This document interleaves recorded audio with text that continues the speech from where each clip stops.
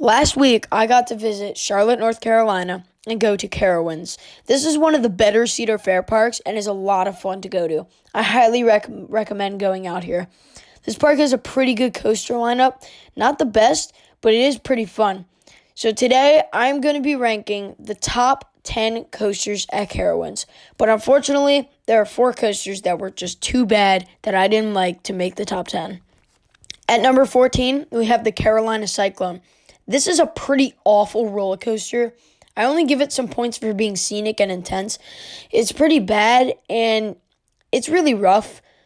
I grayed out on that second loop, and the headbanging is so awful that you really can't focus on the ride.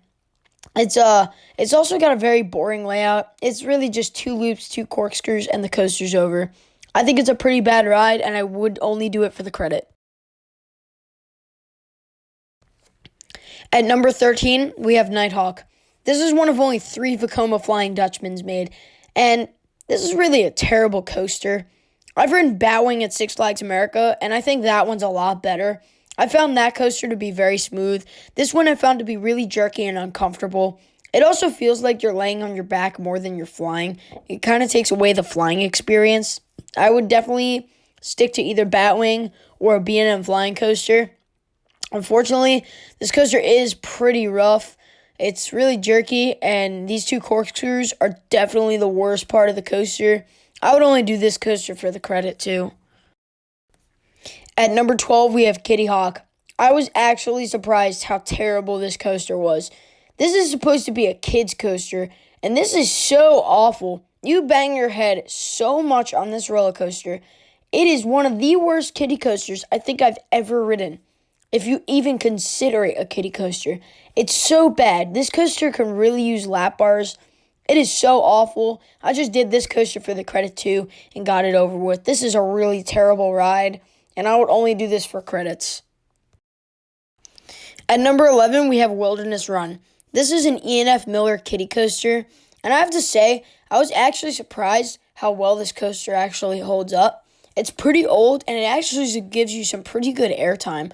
It was a pretty awesome ride. It was definitely was needed in this park. They definitely needed a kiddie coaster. It actually used to be called Lucy's Krabby Patty. Unfortunately, it's not really airtime for me, but it's airtime for kids that are 3 to 4 years old. It also has a unique seatbelt that crosses over the train to prevent kids from flying out. I think this is a really good starter coaster for people. Starting off the top 10 is Flying Cobras. This is such a trash boomerang, I'm going to be honest. I really thought this boomerang was going to be well since I noticed that the restraints were those vest-like restraints.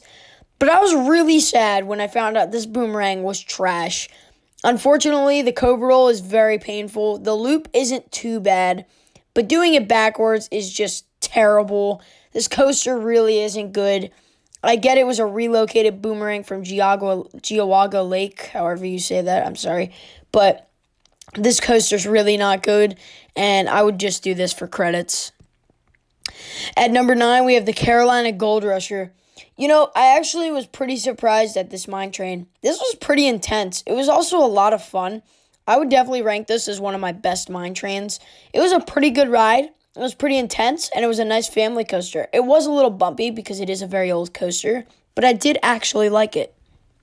At number 8, we have Woodstock Express. I really can't say much about this coaster besides the fact that it's really just a Woodstock Express clone, but it is a nice little ride. It was a lot of fun. It's a great coaster for starting out, and I would definitely rank this coaster as one of my favorite kiddie coasters that I've ridden. I would recommend doing this if you visit Carowinds. At number 7, we have Ricochet. This is the park's Wild Mouse coaster, and I actually thought this coaster was pretty fun. It was one of my better Wild Mouses that I've ridden. My favorite Wild Mouse would have to go to Dark Knight Coaster at Six Flags Great Adventure, my home park. But this Wild Mouse is pretty good. I thought it was pretty intense for its turns, and it was actually a lot of fun. This is also a great little family coaster to start out with. It also provides some pretty good airtime on those final dips. I do like this coaster. At number 6, we have the Hurler. Now, I'm really surprised about this coaster, and I was really disappointed after I rode it. I actually thought this coaster was going to be a lot of fun and have a lot of airtime, but because of the trim brake at the start killing all of its momentum, this coaster was really bad. It wasn't a rough, it was pretty smooth, and it was pretty fun, but it had absolutely no airtime. It was really just floater airtime. I thought I was on a B&M Hyper for a second. It's really sad how this coaster has no airtime, and I actually thought this coaster would have airtime, but it really didn't. The trim brake ruins it all. Just do this coaster.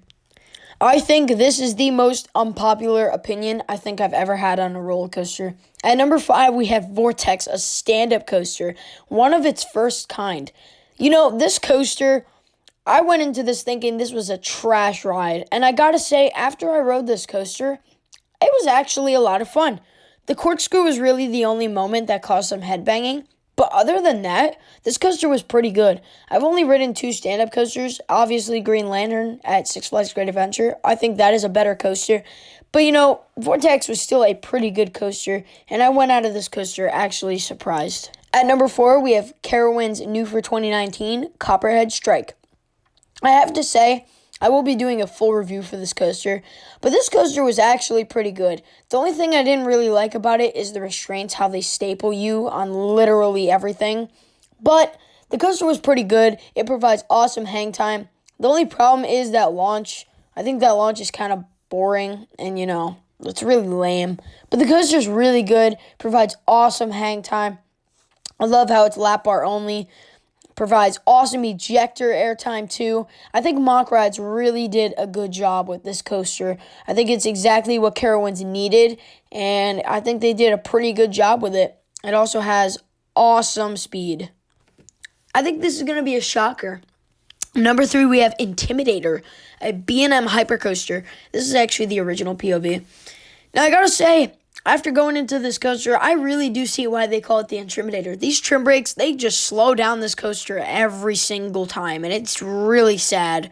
I do wish this coaster didn't have any trim brakes. It'd provide awesome ejector airtime, but unfortunately, the trim brakes really do kill the momentum. It does have great pacing, but the coaster itself, unfortunately, those trim brakes are not the best. Not a fan of the trim brakes. Still a great coaster, though.